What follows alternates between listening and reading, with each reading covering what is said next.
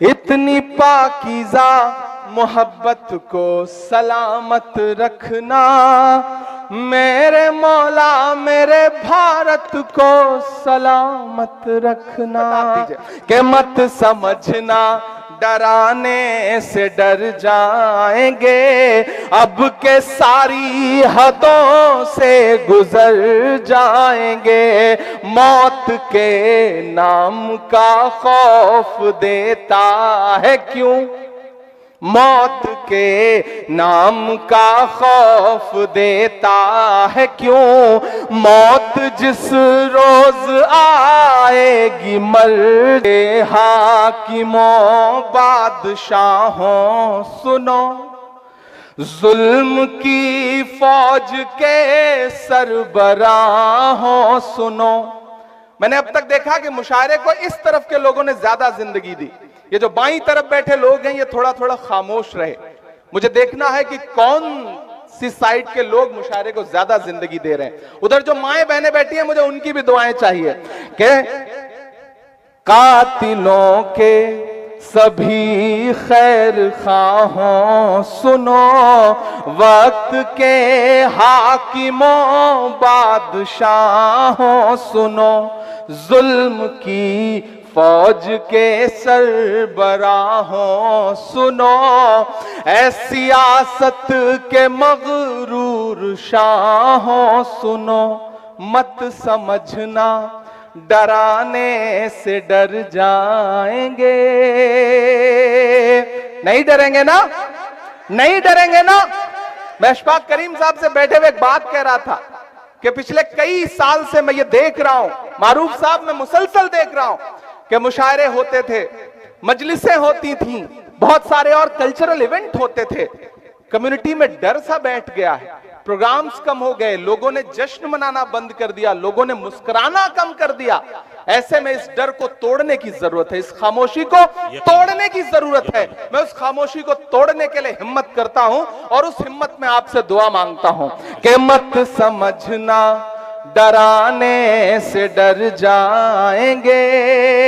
तैयार रहना अल्ताहाट वालों के मत समझना डराने से डर जाएंगे, अब के सारी हदों से गुजर जाएंगे। मत समझना, अभी इतने से काम नहीं चलेगा।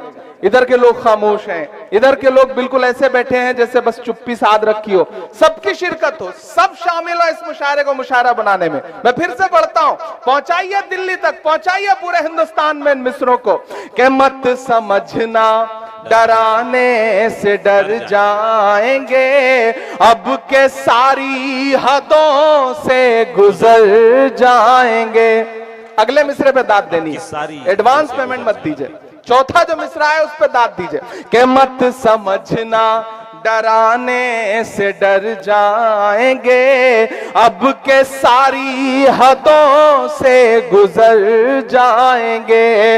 मौत के नाम का खौफ देता है क्यों, मौत के नाम का खौफ देता है क्यों। मौत जिस रोज आएगी मर जाएंगे, मत समझना डराने से डर जाएंगे, अब के सारी। इंजीनियर मोहम्मद असलम अली साहब गुलपोशी फरमा रहे हैं कि हमने जमजम दिया, आबे गंगा दिया, जिस रोज आएगी मर जाएंगे।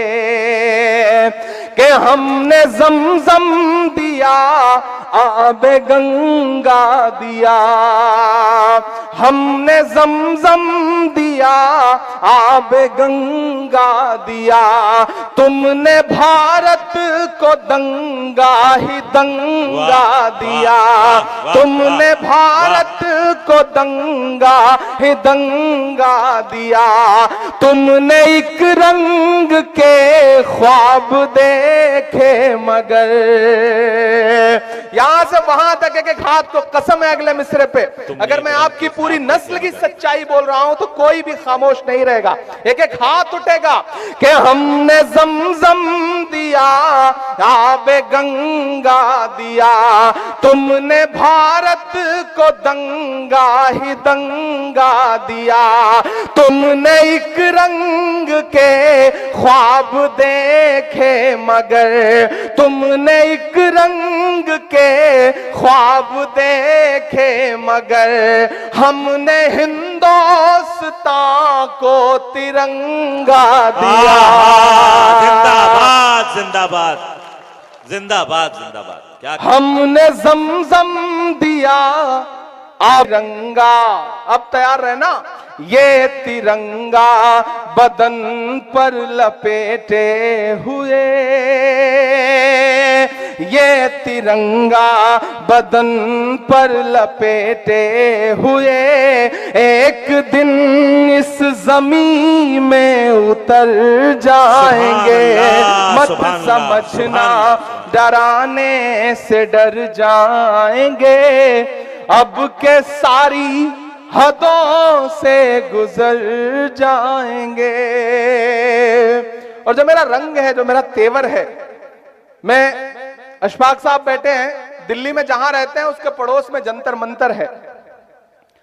महिला पहलवान पिछले 1 महीने से बैठ करके गुजारिश कर रही हैं कि ये हमारी अपील है, इसे सुना जाए, लेकिन महज 1-1.5 किलोमीटर दूर बैठे हुए हुक्मरानों के कान पर जूं नहीं रेंग रही है।